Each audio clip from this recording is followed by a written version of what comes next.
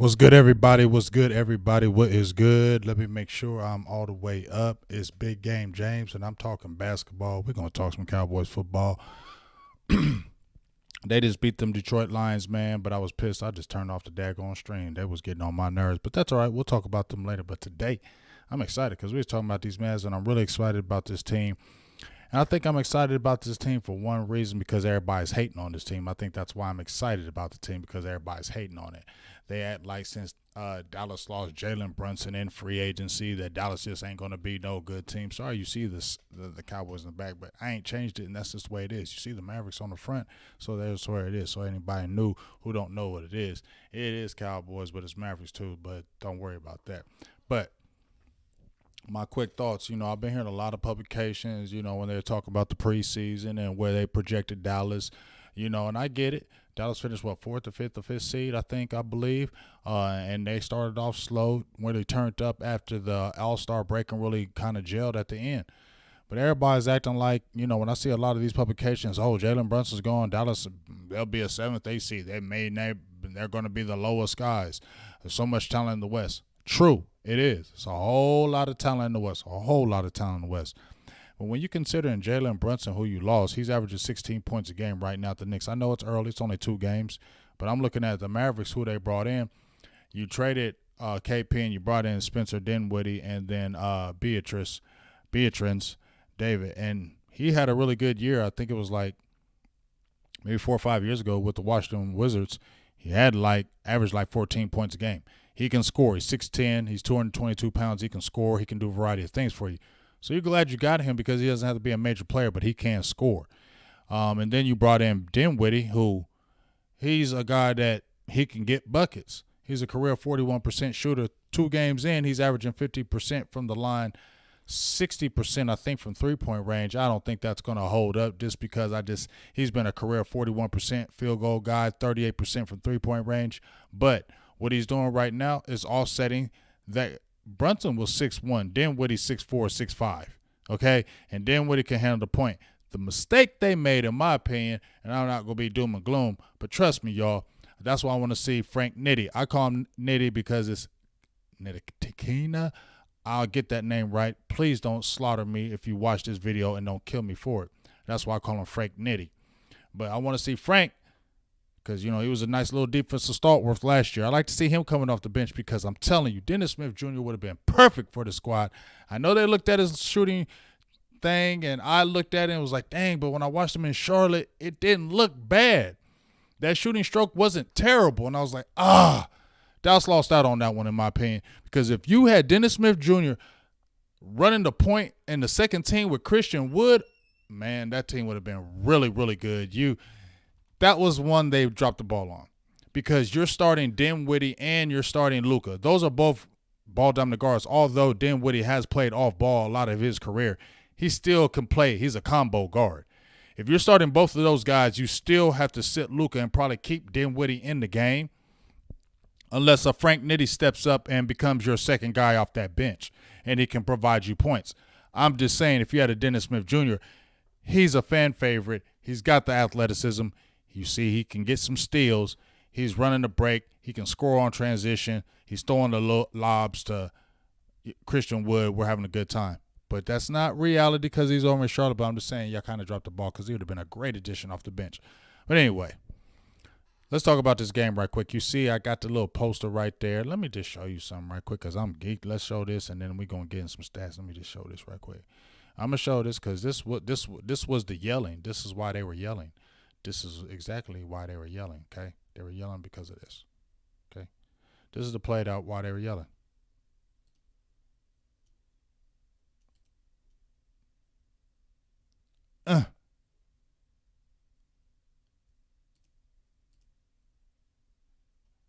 That's why they were yelling.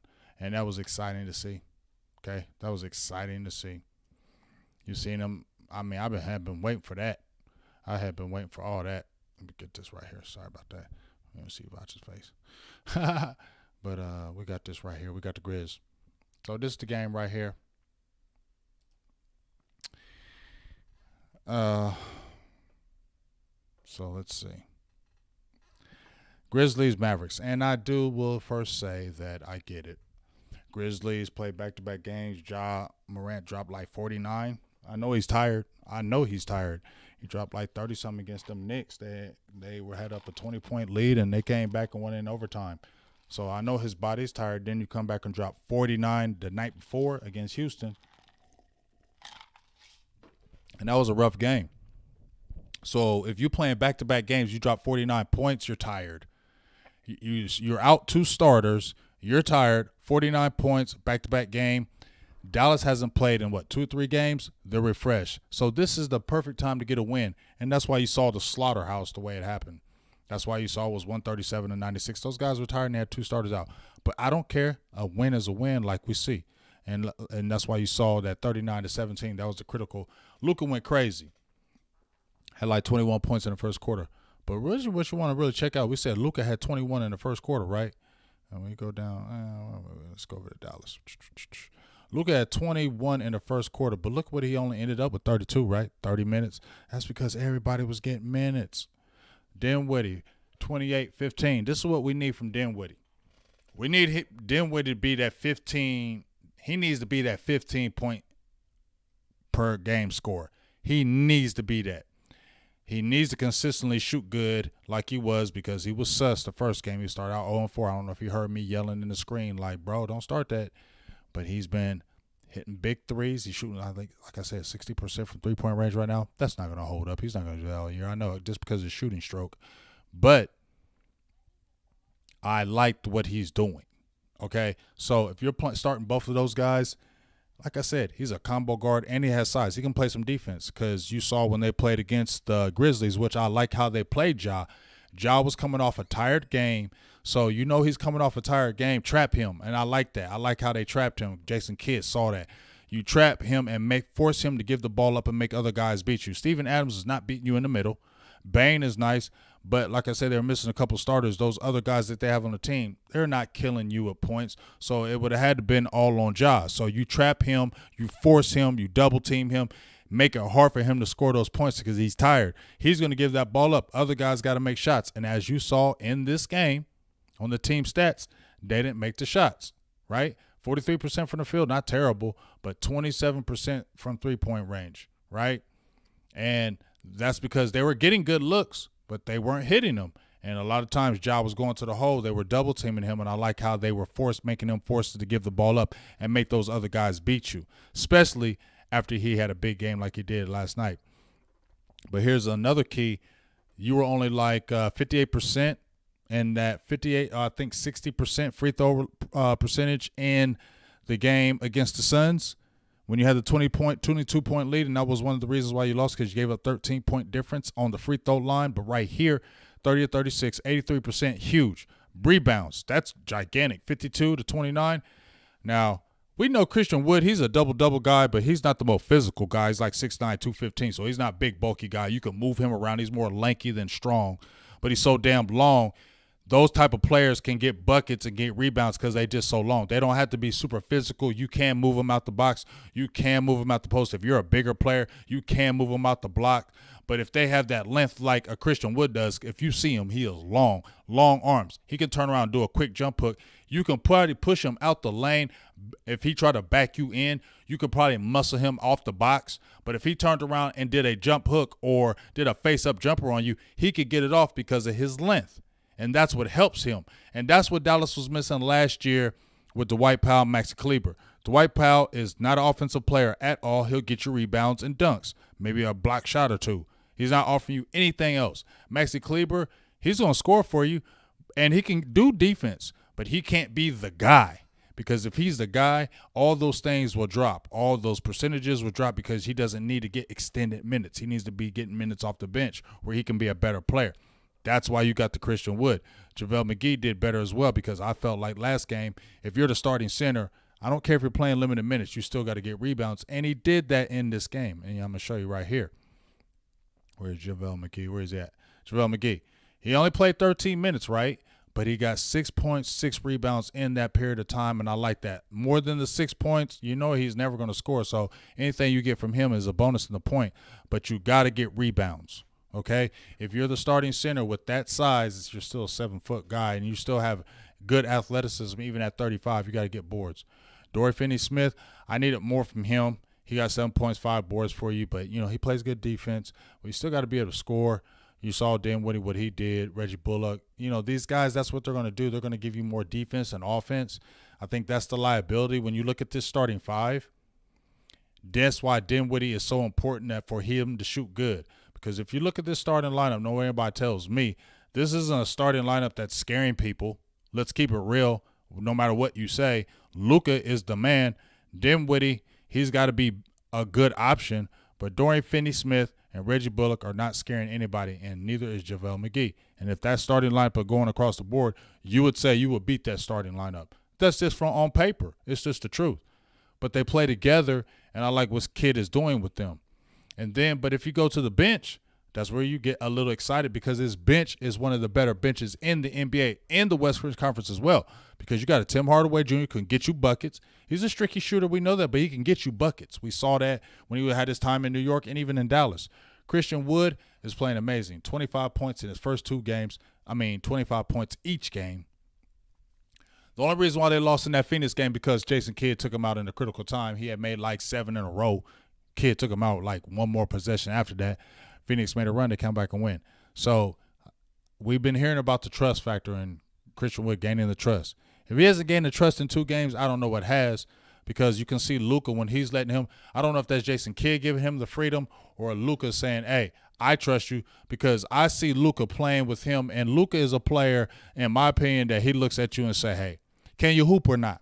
What can you add to the team? Because if you can hoop, I'm going to give you the rock. That's the way Luka plays to me, in my opinion. So he's watching Christian Wood all right now and say, okay, yeah, we got a legit guy in the middle. I'm going to give him the ball. So I don't care if he can bring the ball up and shoot something deep, because I'm cool, because I know he can get buckets. And that's what Christian Wood offers. He can hit the perimeter shot. He can hit the three-point shot. He can hit the mid-range. He can score on the box in the paint. Like I said, he's not super physical, but he's long, so he can get those shots off.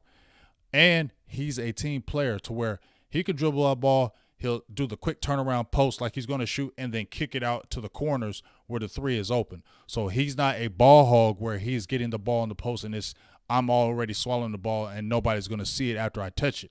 He is definitely willing to kick the ball out, and that's what you want as a big, especially in this offense where guys are already rotating out to the corner 3s and at the top and on the corner. That's where they're rotating at for those guys. And the more Christian Wood becomes that presence, because he was a presence when he played with James Harden, if he can continue to be the inside presence, more people will sag on him, and then that will leave those other guys open for the 3. They just got to make those shots. Maxi Kleber, 9 points, 8 boards. He's a better player off the bench when he has to get extended minutes, and people don't count on him. Christian Wood, once again, 12 of 14. He was terrible in the week game before, like 3 of 10, 12 of 14, and made up for that. That was a great thing. I want Josh Green, 5 points. I want to see Josh Green continue to get more minutes. He can be your defensive guy. He's not going to kill you, give you a lot of offense, but he's athletic. He's got size. Let's look at his size, man. He could be an athletic defensive demon for you. 6'5", 200 pounds. They just signed him to a multi-year deal, okay? He's 6'5", 200 pounds. He could be a real good defensive player for you, okay? Now, I'm going to tell you 2 people before I get off of here. 2 people I really like. I know he ain't going to get no work right now. Jaden Hardy, 6 minutes, 0 for 3, 0 for 2, because I know he wants to get them points. He's young. He's 20 years old. He's coming off the bench. He wants to tell all his family, oh, my Ed, you see me get them 7 points in 3 minutes? He wants to tell everybody, so he's probably going to just jack it up. I still want them to incorporate him slowly, because he can be an asset when you're talking about playoff time, because he's got those. They're throwing these young players in there like it's no other. They're just saying, hey, get out there and play, and we'll just live with your mistakes. The league is riddled with 19, 20, 21, 22-year-olds, all riddled through the league, and they're just putting it on them. So it could happen with the Mavericks, but you don't have to because of who you have. But I still want you to play him and get him work, because this is the guy that you drafted. I feel like still a steal. He's 6'4". He's 200 pounds. He can get his own shot. You look at the players on the team, besides Luka and Dinwiddie, there's not really anybody on this team that can really get their own shot. Not Reggie Bullock, not Dorian Finney-Smith. None of these guys are creators off the ball, can take the ball. Josh Green, but he don't really have the confidence. Jaden Hardy is a guy that he can create his own shot. He can hit the three, but you can give the ball to him, and he can take you off the dribble and create it. It's not 2 dribbles and shoot. He can take it. He can hesitate you.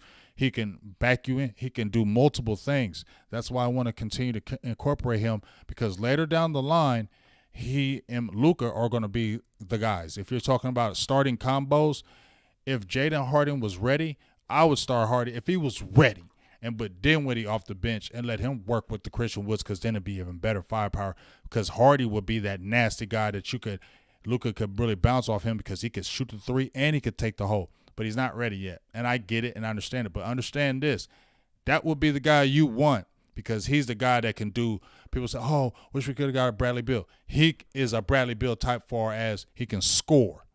He can shoot. He can score many variety of ways. His defense is lacking, but if you look at the body type and the way he's built, he can be a good defensive player. So also, I'm looking for Frank Nitti, the backup point position, because they don't have a backup point guard right now. If you look at the bench where I'm showing you, Josh Green isn't running the point. That's where they're going to have issues. So if you have a team that really pressing a lot of minutes from these two, and you haven't come off the bench, that's where it might be compromised. That's where Frank Nitti, I got to get the name all the way right so don't crucify me, but he has got to be a key off that bench. He's a great, very good defensive player. Doesn't really offer a lot of offense, but if he can run that offense play, very good defense, get you buckets when you need them, he can be an asset. He's got to be somebody, and so is Bertrand's. He's got to, when he gets healthy, they're going to need him as well. So it's kind of my quick thoughts about those Mavericks, how they played. Me, DDP talked about it. We thought they were going to start off slow, 1-1. You had a 22-point lead against the Suns. You blew the Grizzlies out. We understand why, but it doesn't matter. You still blew them out. Your next game is against the Pelicans at New Orleans. That's going to be a good test, because they got some big guys. Valanciunas, we know Zion Williamson, Brandon Ingram, C.J. McCollum. They got some guys. So that's going to be a really good test, especially on the road. I want to see how they play on the boards. They're going to test you on the boards. So that's going to be a good test for us to see where these Mavericks really are. And I definitely want to see Christian Wood in that game going against these guys. So that's going to be an interesting game. Can't wait to talk about it. So that's just my kind of thoughts on this Mavericks game. We'll talk to you soon. Make sure you check out Big Game James all throughout the week on these Cowboys, Mavericks. We're going to be doing our damn thing, and on these high school interviews as they wrap up their high school football season. Appreciate y'all, and